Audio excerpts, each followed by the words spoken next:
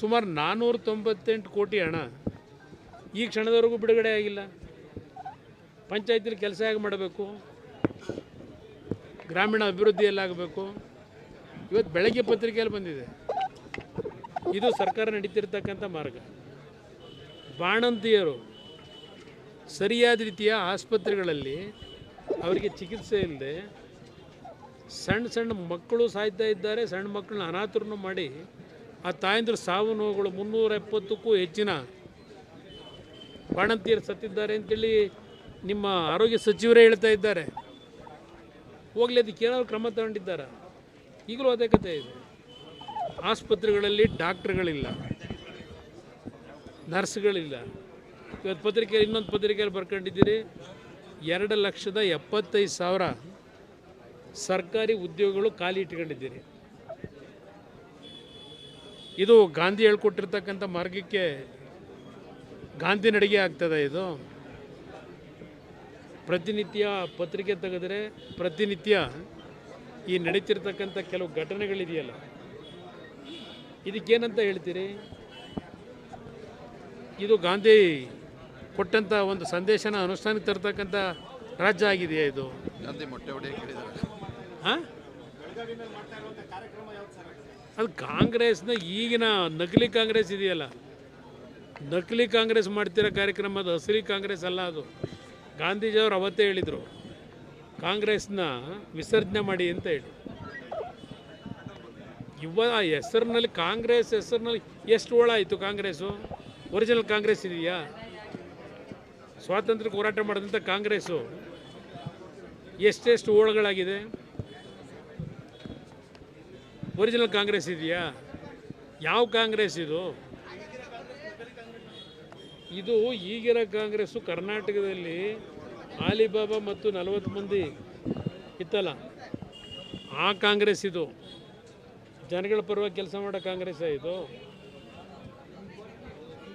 ಏನೋ ಅದು ಎಂಥದ್ದು ಮಾತೆತ್ತಿದರೆ ಇಂಥದ್ದು ನಿಮ್ಮ ಗ್ಯಾರಂಟಿ ಕೊಡ್ರಪ್ಪ, ಇನ್ನೂ 2,000 ಜಾಸ್ತಿ ಕೊಡಿ.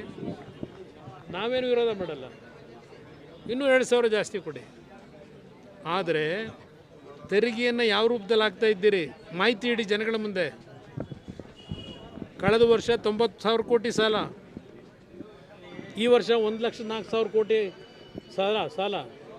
ಈ ಸರ್ಕಾರ ಬಂದ ಮೇಲೆ ಈ 18 ತಿಂಗಳಲ್ಲಿ 2 ಬಜೆಟನ್ನು ಮಂಡನೆ ಮಾಡೋದ್ರೊಳಗೆ 2 ಲಕ್ಷ ಕೋಟಿ ಸಾಲ ತೀರ್ಸಾರೆ ಇರೋದನ್ನು. ಇದೇ 2,000 ರೂಪಾಯಿ ಕೊಡ್ತಿದ್ದೀರಲ್ಲ ಈಗ, ಅದೇ ಕುಟುಂಬಗಳು ತೀರಿಸ್ಬೇಕಲ್ವ ಸಾಲನ? ಇದು ಕೂಡ ಇವರೇ ಬೇಕಾ? ಅದಕ್ಕೆ ಈ ಸರ್ಕಾರದಲ್ಲಿ ಈ ಗ್ಯಾರಂಟಿ ಹೆಸರಿನಲ್ಲಿ ಏನೋ ದೊಡ್ಡ ಸಾಧನೆ ಮಾಡಿದ್ದೀವಿ ಅಂತಾರೆ. ಬೇಕಾದಷ್ಟು ಕಾರ್ಯಕ್ರಮಗಳಿದೆ ಇಲ್ಲಿ. ಜನಗಳಿಗೆ ದುಡಿಯೋ ಶಕ್ತಿ ತುಂಬಬೇಕು. ಆ ಕಾರ್ಯಕ್ರಮಗಳು ನಾವು ಕಾಣ್ತಾ ಇಲ್ಲ. ಡೆವಲಪ್ಮೆಂಟ್ ವರ್ಕ್ ಇಲ್ಲ, ಕ್ಯಾಪಿಟಲ್ ಎಕ್ಸ್ಪೆಂಡಿಚರ್ ಇಲ್ಲ, ಸರ್ಕಾರದ ಆಸ್ತಿಯನ್ನು ವೃದ್ಧಿಗೊಳಿಸ್ತಕ್ಕಂಥ ಕಾರ್ಯಕ್ರಮ ಇಲ್ಲ. ಮನೆ ಕೊಟ್ಟು ಎಷ್ಟು ವರ್ಷ ಆಯಿತು? ಇಲ್ಲಿ ಯಾರು ಹೇಳ್ತಾ ಇದ್ರಲ್ಲ ಈಗ ಪಂಚಾಯತಿ ಮೆಂಬರು, 2 ವರ್ಷದಿಂದ ಒಂದು ಮನೆ ಕೊಟ್ಟಿಲ್ಲ ಅಂತಾರೆ. ಯಾತಿಗೆ ಕೊಟ್ಟಿಲ್ಲ ಮನೆನ? ಪ್ರಧಾನಮಂತ್ರಿಗಳು 4 ಕೋಟಿ ಮನೆನ ಈ ವರ್ಷ ಕೊಡಬೇಕು ಅಂತೇಳಿ ತೀರ್ಮಾನ ತಗೊಂಡ್ರು. ಕೇಂದ್ರ ಸರ್ಕಾರದಿಂದ ಕೊಟ್ಟಿದ್ದಾರೆ. ಆದರೆ ಇಲ್ಲೇನು ಮಾಡ್ತಾ ಇದ್ದೀರಿ? ಇದು ಬರೀ ಗಾಂಧೀಜಿ ಹೆಸರನ್ನ ಹೇಳಿದ್ರಾಗಲ್ಲ. ಆ ಗಾಂಧೀಜಿಯವರಿಗೆ ಗೌರವ ತರಬೇಕಾದ್ರೆ ಈ ಸರ್ಕಾರ ಪೊಲೀಸ್ ಅಧಿಕಾರಿಗಳನ್ನು ಯಾವ ರೀತಿ ನಡೆಸ್ಕೊತಾ ಇದ್ದೀರಿ? ಅದೆಂಥದ್ದು BJP ನಾಯಕರುಗಳು ಆ CT ರವಿನ ಭೇಟಿ ಮಾಡಲಿಕ್ಕೆ ಯಾವುದೋ ಸ್ಟೇಷನ್ಗೆ ಹೋದ್ರಂತೆ. ರಾತ್ರಿ ಸ್ಟೇಷನ್ ಒಳಗೆ BJP ನಾಯಕರು ಸಭೆ ಮಾಡೋಕ್ಕೆ ಅವಕಾಶ ಕೊಟ್ರಂತೆ. ಅದಕ್ಕೆ ಒಬ್ಬ ಅಧಿಕಾರಿನ ಸಸ್ಪೆಂಡ್. CT ರವಿಗೆ ತಲೆಬುಡ ಹೊಡೆದಿದ್ದೀರಲ್ಲ, ಅವ್ರ ಮೇಲೆ ಆ್ಯಕ್ಷನ್ ತಗೊಂಡಿದ್ದೀರಾ? ಮಧ್ಯರಾತ್ರಿಯೆಲ್ಲ ಕರ್ಕೊಂಡೋಗೋದೆಲ್ಲೋ ಕ್ವಾರಿ ಇದೆಲ್ಲೋ ಯಾವುದೋ ಕೆರೆ ಕಟ್ಟೆ ಎಲ್ಲ ಸುತ್ಸ್ಕೊಂಡು ಕರ್ಕೊಂಬಂದಲ್ಲ ಕಬ್ಬಿನ ಗದ್ದೆ ಎಲ್ಲ, ಅದ್ರ ಮೇಲೆ ಯಾರ ಮೇಲಾದರೂ ಆ್ಯಕ್ಷನ್ ತಗೊಂಡಿದ್ದೀರಾ? ಏನು ಗೃಹ ಸಚಿವರು ಪಾಪ ಹೇಳಿಕೆ ನೋಡಿದೆ. ಹೆಬ್ಬೆಟ್ಟಿನ ಗೃಹ ಸಚಿವರು ಅವ್ರಿಗೆ ಏನು ನಡೀತಿದೆ ಅವ್ರ ಇಲಾಖೆಯಲ್ಲಿ ಅಂತ ಅವ್ರಿಗೆ ಗೊತ್ತಿಲ್ಲ. ಹಿಂದೆ ಈ ರೀತಿ ಸರ್ಕಾರಗಳು ನಡೀತಾ ಇತ್ತಾ? ಇವತ್ತು ಅದು ಎಂಥದ್ದು 2 ದಿವಸದಿಂದ ಬರ್ತಾ ಇದೆಯಲ್ಲ ಚಿನ್ನ ಬೆಳ್ಳಿದು 8 ಕೋಟಿ 9 ಕೋಟಿ ಟೋಪಿ ಹಾಕೋರಿಂದ ಯಾರ್ಯಾರು ಏನೇನು ಪರಿಸ್ಥಿತಿಗಳಿದೆ ಅದರಲ್ಲಿ ಸತ್ಯ ತತ್ತೀರ ಹೊರಗೆ ಏನೇನಾಗಿದೆ ಯಾರು ಹಾಂ ಅಲ್ಲ ನೀವೇ ತೋರಿಸ್ತಾ ಇದ್ದೀರಲ್ಲಪ್ಪ, ನಾನೇನು ಹೇಳೋದಿಲ್ಲ, ನೀವೇ ಏನನ್ನ ತೋರಿಸ್ತಾ ಇದ್ದೀರಲ್ಲ. ನಾನು ಕೇಂದ್ರದಲ್ಲಿ ಏನಾದರೂ ನಮ್ಮ ಜನಕ್ಕೆ ಒಳ್ಳೇದು ಮಾಡಬೇಕು ಅನ್ನೋ ದೃಷ್ಟಿಯಿಂದ ನನ್ನ ತಲೆ ಆ ಕಡೆ ಇದೆ. ಈಗ ನೋಡಿ, ಉದಾಹರಣೆಗೆ ಪಕ್ಕದ ಆಂಧ್ರ ಪ್ರದೇಶದ ಮುಖ್ಯಮಂತ್ರಿಗಳು ಒಂದು 10 ಬಾರಿ ನನಗೆ ಫೋನ್ ಮಾಡಿ, ನೆನ್ನೆನೂ ಸಹ ಪ್ರಧಾನಮಂತ್ರಿಗಳನ್ನು ಭೇಟಿ ಮಾಡಿದ್ರು, ನನ್ನನ್ನು ಭೇಟಿ ಮಾಡಿದ್ದಾರೆ.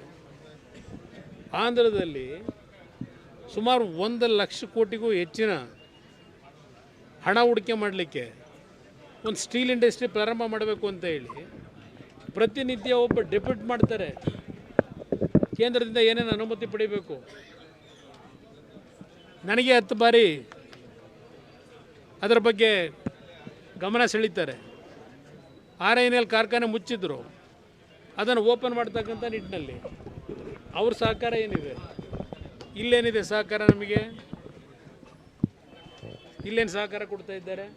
ಸದ್ಯ ಕುಮಾರಸ್ವಾಮಿಲಿ ಕರ್ನಾಟಕ ಬರಬಾರ್ದು ಅಂತಾರೆ. ಇದು ಸರ್ಕಾರ ನಡೀತಾ ಇರೋದು. ಇಲ್ಲೆಲ್ಲ ಹೋಗಿ ಅಲ್ಲಿ ಬೆಳಗಾವಿಯಲ್ಲಿ 100 ವರ್ಷದ ಶತಮಾನೋತ್ಸವ ಕಾರ್ಯಕ್ರಮ ಗಾಂಧೀಜಿಯವರ ಹೆಸರಿನಲ್ಲಿ ಮಾಡಿ ರಾಜ್ಯದಲ್ಲಿ ಗೂಂಡಾಗಿರಿ ವರ್ತನೆಗೆ ಅವಕಾಶ ಕೊಟ್ಕೊಂಡು ಗಾಂಧೀಜಿ ಹೆಸರು ಉಳಿಸ್ತೀರಾ? ಅದು ಕೋಟ್ಯಾಂತರ ರೂಪಾಯಿ ಜನಗಳ ದುಡ್ಡು, ಅದು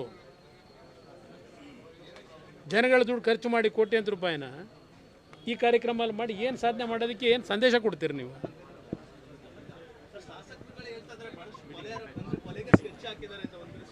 ನಾನು ಅದಕ್ಕೆ ಹೇಳಿದ್ದು, ಇದು ಒಂದು ನಾಗರಿಕ ಸರ್ಕಾರವ? ಇಂಥ ಒಂದು ವಾತಾವರಣ ಎಂದಾದರೂ ನೀವು ಕಂಡಿದ್ದೀರ ಕರ್ನಾಟಕದಲ್ಲಿ? ಈ ರೀತಿಯ ವಾತಾವರಣದಲ್ಲಿ ಮುಂದಿನ ದಿನ ಎಲ್ಲಿಗೆ ಹೋಗುತ್ತಿದ್ದು? ಇವರೇ ಪರ್ಮನೆಂಟಾಗಿ ಅಧಿಕಾರದಲ್ಲಿರ್ತಾರ?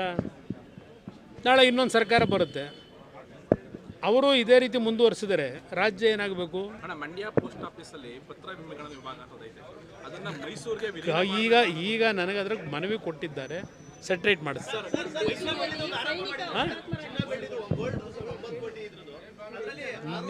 ನಾನು ಆರೋಪ ಮಾಡ್ತಾ ಇಲ್ಲಪ್ಪ. ಗೊತ್ತಿಲ್ಲಪ್ಪ ನನಗೆ ಯಾವ ಸೆಂಟ್ರಲ್ ಮಿನಿಸ್ಟ್ರು ಅದನ್ನ ಕೈವಾಡ, ಯಾವ ಸೆಂಟ್ರಲ್ ಮಿನಿಸ್ಟ್ರದು ಪಾಪ ಹೇಳ್ಕೊಳ್ಳಿ ಏನು ಕೈವಾಡದೆ ಅಂತ. ಈಗ ಉಡುಪಿ ಜಿಲ್ಲೆ ಒಂದರಲ್ಲೇ ಅಲ್ಲ, ರಾಜ್ಯದ 5 ಜನ ಏನು ಆ ಅಪಘಾತದಲ್ಲಿ ತೀರ್ಕೊಂಡಿದ್ದಾರೆ, ಅದರಲ್ಲಿ 3 ಜನ ಕನ್ನಡಿಗರೇ ಇದ್ದಾರೆ, ಸೈನ್ಯದಲ್ಲಿ ಕೆಲಸ ಮಾಡ್ತಾ ಇದ್ದಂಥವ್ರು. ಆ ಕುಟುಂಬಕ್ಕೆ ಎಲ್ಲ ರೀತಿಯ ದುಃಖ ಭರಿಸ್ತಕ್ಕಂಥ ಶಕ್ತಿ ಭಗವಂತ ನೀಡಬೇಕು.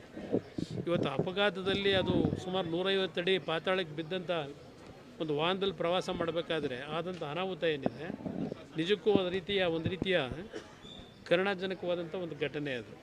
ಸರ್ಕಾರ ಎಲ್ಲ ರೀತಿಯಲ್ಲಿ ಆ ಕುಟುಂಬಗಳ ನೆರವಿಗೆ ಆರ್ಥಿಕ ಶಕ್ತಿಯನ್ನು ತುಂಬಬೇಕು ಅನ್ನೋದು ನಾನು ಮನವಿ ಮಾಡ್ತೀನಿ. ಇದೆಲ್ಲ ಯಾರ್ಯಾರ ಹೆಸರು ಬೇಕಾದ್ರೂ ಇಟ್ಕೊಂಡಿದ್ದೀನಿ. ಹೆಚ್ಚಿನ ವಿಡಿಯೋಗಳಿಗೆ ಪ್ರತಿಧ್ವನಿ ಯೂಟ್ಯೂಬ್ ಚಾನೆಲ್ ಸಬ್ಸ್ಕ್ರೈಬ್ ಮಾಡಿ, ಬೆಲ್ ಐಕಾನ್ ಕ್ಲಿಕ್ ಮಾಡಿ.